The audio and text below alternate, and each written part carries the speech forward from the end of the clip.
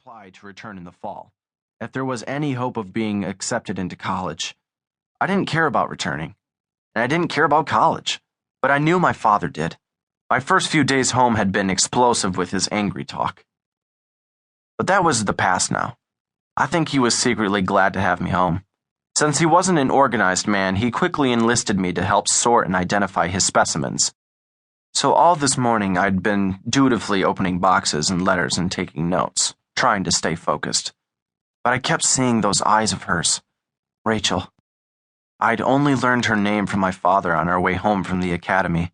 She'd filled my head as I slept. In my dreams, I was trying to schedule a train trip to see her. The Pennsylvanian from Philadelphia to New York, arriving at Penn Station, and then a quick change to the New England line that would bring me to New Haven in another 2 hours. She would see me, wouldn't she, if I showed up at her doorstep?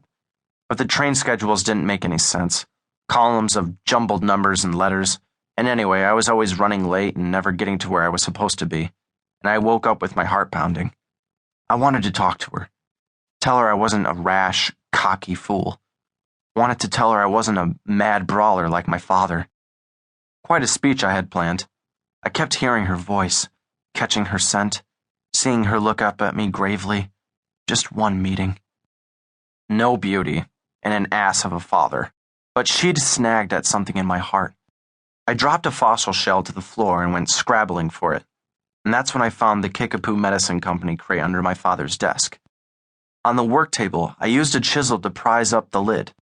Inside was a nest of prairie grass for padding and 3 separate burlap bundles. I'd only just started to unwrap the largest when I heard the front door burst open and slam shut. Father exploded into the room with a mighty sigh. "It's too late, they say." All through the night, holding a handkerchief bulging with ice chips against his bruised cheekbone, he'd furiously rewritten his Elasmosaurus paper. It had already been slated for publication in the next issue of Transactions of the American Philosophical Society.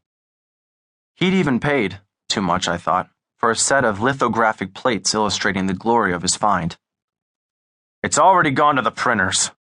He plummeted into his cane-backed swivel chair, the only chair without a stack of papers on it, and slouched his long legs shooting out. "You're sure Cartland was right?" I asked pointlessly. "I knew the instant he said it. I blamed that numbskull dentist Hawthorne for leading me astray. He assured me the skull rested near those vertebrae. But that was my mistake, relying on others. If I'd been there, if I'd dug it out myself, there'd be no confusion." "What'll you do?" "Buy up all the copies of the journal as quickly as possible." He didn't need to say what a huge embarrassment this was. He had no degree, no professorship at an esteemed university. All he had was his work and what he published. "Everyone makes mistakes," I said, hoping to cheer him. "Remember Agassiz, the Harvard man who fell for the Cardiff giant?" My father smiled only briefly. "Yes, it was Cartland who exposed that as well, of course." "Well, you still brought the Elasmosaurus to life. Just a little backward," my father said, and we laughed together.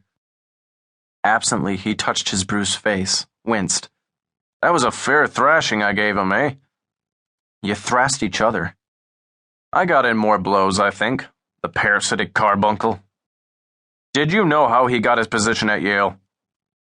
"Yes, He cajoled a wealthy relation into creating a department of paleontology, building it, endowing it, and now he's the chair of that very department." A series of rasping pants came from the Gila monster's vivarium. "Have you fed her?" my father asked. "Just an hour ago." "That's her hungry sound." "She's getting fat."